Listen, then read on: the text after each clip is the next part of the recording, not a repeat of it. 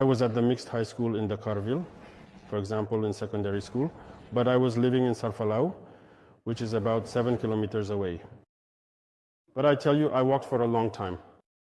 In the morning and in the evening, I would walk back and forth until a friend of my older brother lent me his bike. But I believed in what I wanted. It was, how do I put it? It's a conviction. What Dad taught us since childhood, as I was saying, he guided us. We always wanted to be better. And that meant we never gave up.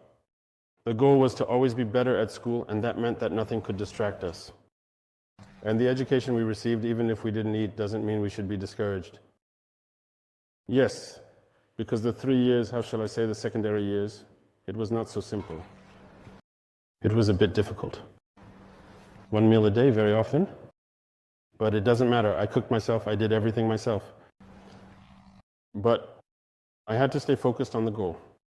What mattered to me was that by the end of the term, I had to achieve a certain average, and that was it. The love of being a soldier has always been within me. As I said, my dad was a soldier before he became a nurse. Since childhood, I was always learning with those boots, those heavy helmets that were at home, I would wear them. So I know they knew I had a love for the profession, but my mom never wanted to have a military child. And in 4th grade, I took the excellence exam. And in 5th grade, my teacher was determined that I would pass no matter what. The British competition, but the mother fiercely opposed it because she didn't want it anymore. She surely saw the suffering of the dad as a military man, so she did not want any of her children to be a military man. She refused. I keep working. I have a scientific inclination, which is why I pursued a scientific track all the way to university, where I was studying geology. After high school, I knew I could still be in the Army region, but she refused. But when she refused me something, I couldn't push it, because if you force it, it's not good. So I continued in my master's year, still at university. I asked again.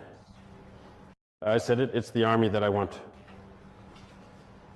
I was doing well in geology. I could do whatever I wanted, you know. There were a lot of scholarship opportunities because I wasn't exactly the bottom of the class, you know. But it was in my master's year that she gave me permission. And I took the academy test.